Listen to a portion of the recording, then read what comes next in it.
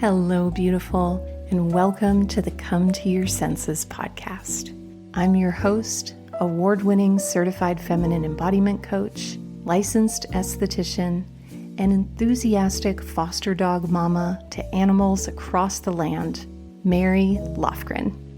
Here, we explore how to bring more richness, radiance, peace, and pleasure to our lives, homes, and hearts through the joy of beauty, the wisdom of the body, the warmth of connection, and the splendor of the senses. I'm so glad you're here. Pull up a poof and let's dive in. Hello, beautiful beings, and welcome to Come to Your Senses. So this episode is airing around the holidays, and one of the things I notice is that there's a lot of resources out there for how to survive the holidays, how to cope around the holidays, how to take good self-care around the holidays. And this episode is somewhat inspired by that very worthy intention. And I'm looking side to side to make sure no one is around, because what I'm about to say feels almost a little scandalous, that this episode is really about rituals to help you enjoy the holidays. And that is not to say that our resources for mental, emotional, spiritual health are in any way not needed and essential. But I also know that with all of the emphasis on, the holidays being something we have to get through and survive, for me, instantly kind of puts me in a defensive mode and positions me in an orientation and a relationship where I'm kind of bearing down to barrel through this experience. And this episode is intended to help you maybe shift your orientation and your relationship with the holidays from something that must be endured to your own rituals for peace and pleasure this time of year. And where the holidays may be colored by experiences past or relationship with stressful people or stressful events in the present, but where you get to claim your own sacred orientation to this time of year. And this topic of relationship to the holidays, to this time of year, is something that's really been on my mind as I've been preparing for the Word of the Year Mastermind, which kicks off in January, that I created an episode about my own Word of the Year in our last episode and shared that over the next few weeks I'm going to be delivering a series all about sacred relationship with the essence that calls you. And if you'd like to learn more about that, you can click the link below this episode, or just go to schoolofsensualliving.com and the trumpets will direct you to our beloved, beautiful mastermind that's going to be starting in January. But that kind of kicks off the first ritual that I want to share, which is one of my most sacred, cherished annual rituals. And this is a savoring ritual. So I typically do this ritual on Christmas Eve or New Year's Eve. I did it this year on the day of the solstice by candlelight. But essentially, it's bringing your calendar and your photos, if your photos are kept on your phone, and a journal, and going through the year and listing your favorite moments, the achievements that you created this year, the relationships that you deepened, the moments that you want to remember. I was just doing this the other night, and it's always amazing when I do this ritual how I can begin thinking, oh, this year I didn't do what I wanted to do, what I set out to do, whatever. I have been doing a lot of end of year coaching sessions with clients, and that's really the refrain as we look back on the year past, is looking through the goggles of scarcity, seeing only the holes of what we didn't do instead of the absolute abundance that we did create. And so the reason I say bring your calendar and your phone is because those can be a way to look back month by month. And sometimes I'll categorize it by month, and I'll look in the month of January like, oh, right. That was the time I made a beautiful roast chicken with my dearest friend, and we had iced gingerbread cookies with vanilla non-dairy ice cream and talked about our desires. Oh, June, I launched the sanctuary. I fostered a dog that needed to be put down, and she had some of the best days of her little life. We had them together, and I was with her when she passed. I fostered 2 cats. I don't normally foster cats, but there you are. I packed up my car full of stuff and shipped it out to California. I hosted a engagement dinner, like all these things that when we look back, or I'll speak for myself, when I look back at the year past in a capitalist culture that measures success based on career achievements and financial gain and these very linear markers of what it means to have a successful year. This year was not my most successful year. In fact, this was a year where financially I had a much lower earning year than I have in years past. But I was also moving across the country and exploring a new place to live and creating new relationships. And so if I look at this past year in terms of the currency of my courage and my sense of satisfaction and self-integrity with the choices I make about my life, this was a queen of a year. And so that is your first gem, is a savoring ritual to look back on the year and collect and put on paper the gems that you have collected and are carrying into this next year. Because as we know, a fertile, aerated bed of soil is the most promising place to plant seeds. And so as you plant the seeds of your desires and intentions for the year to come, as you choose your word of the year, having this past year digested and integrated and savored and honored is a really special and meaningful practice to do. Another holiday ritual is really simple, and it includes a bushel of greenery that you can procure from your backyard or from a grocery store, something like evergreen or juniper or cypress or pine, and any flowers that bring you pleasure. So maybe it's the traditional holly berry and, a red rose with a white chrysanthemum situation. Or maybe you just feel possessed by the desire for some aubergine, somewhat faded roses. You just let your pleasure guide your purchase of some fresh flowers. And these festoonings have the power to bring so much joy into your life and the life of anyone who enters your home. In the sanctuary, which is our Come to Your Senses community, where we gather to create more beauty, more enchantment, and more magic and meaning in our everyday lives. One of the benefits of being a sanctuary member is you get these seasonal support bundles.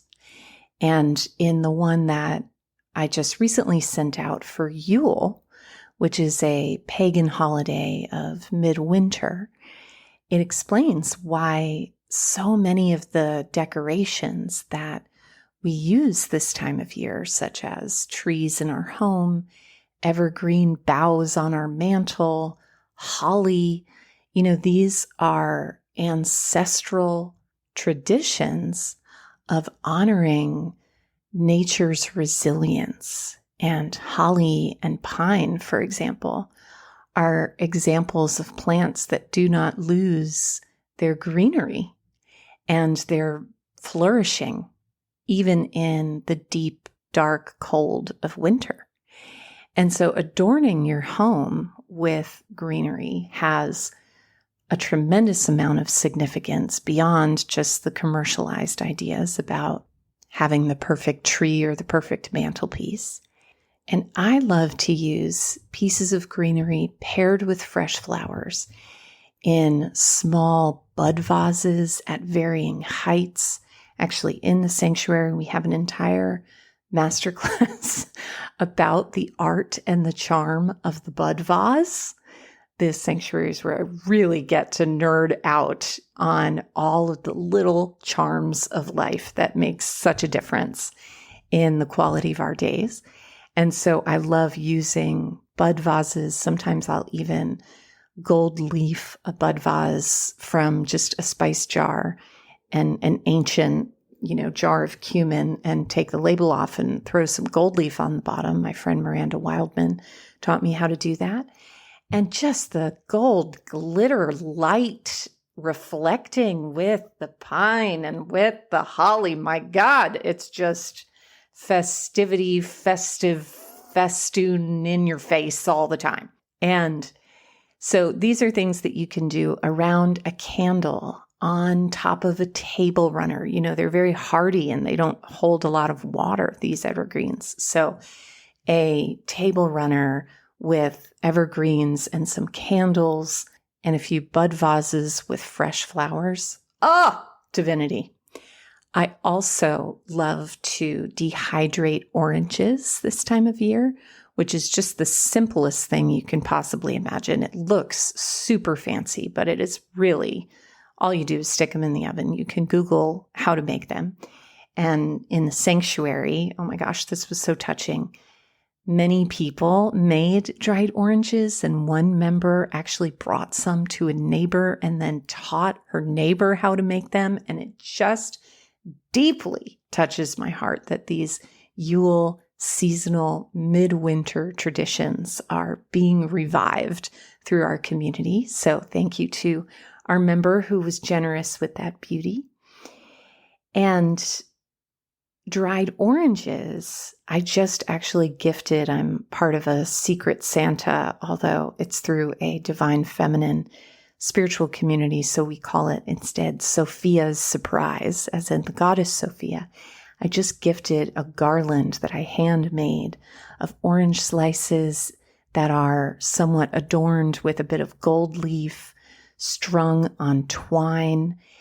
And I mean, just the pleasure. I made it by the light of a salt lamp on solstice night, watching Downton Abbey. It was so cozy and romantic.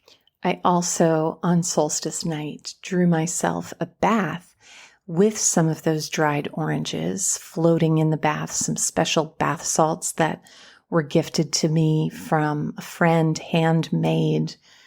I sprinkled some lavender rose petals in there and had just candles ablaze, and it was so delicious. And that's another way to savor and to enjoy this time of year is with a ritual bath. And so that's why I invite you to, in addition to the greenery that you decorate with, purchase some fresh flowers, because there is something so magical about pouring a bath and sprinkling the enchantment of fresh flower petals in your bath to adorn your body as you soak, preferably by the golden glow of candlelight. This year I had a Yule log that I purchased. It was like a birch log with 3 holes for candles, taper candles that I purchased from Etsy. And as I bathed with lavender, rose petals, and bright, juicy orange slices, and the aroma of this vetiver lemon, delicious bath salt on the air, there was this birch log. I'm laughing because it's like something so simple, but having the enchantment of a real piece of wood from the forest in northern Maine, sitting there adorning the edge of my bathtub, like, oh God, it just brings so much joy and pleasure to every one of my nerve endings. And for you, again, around this time of year, baths can be such a comforting, loving, decadent ritual to give your body.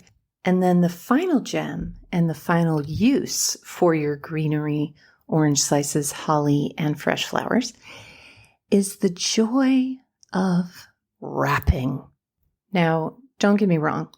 I love a gorgeously adorned gift that is perfectly wrapped with jewel tone wrapping paper and chiffon or velvet ribbon and, all of these trimmings. But it also breaks my heart, all of the waste that is created around the way that we wrap gifts. And especially I remember on holiday mornings, just, these huge bags of wrapping paper that would go in the garbage.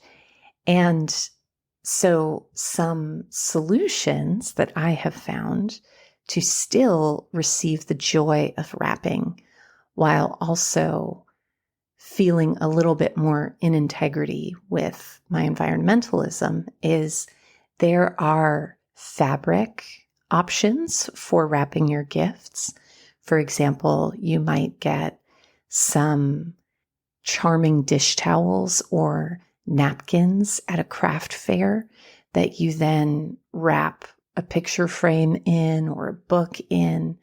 There are options online where you can purchase pre-cut fabric wrapping paper, but I gotta be honest, I've never really had much success with fabric wrappings, but there are some really cool companies out there that are making compostable, biodegradable wrapping paper. One of the things I'll do is just take a roll of brown butcher paper and then use some raffia ribbon, which is biodegradable. And again, this is where the greenery comes in. You slide a pine branch and tie a dehydrated grapefruit and blood orange slice with a little gold leaf sprinkled on it. And my friend, you are just rolling in holiday charm and beauty. And another thing I'll do is I'll use washi tape, which is a light adhesive tape that usually has some kind of fun design because it doesn't have as much of a pull. So if you're wrapping gifts and you use washi tape, you're more likely to be able to reuse the wrappings. And even with the butcher paper, you can take rubber stamps. And I love using like a white ink pad and rubber stamp on brown paper and creating a design.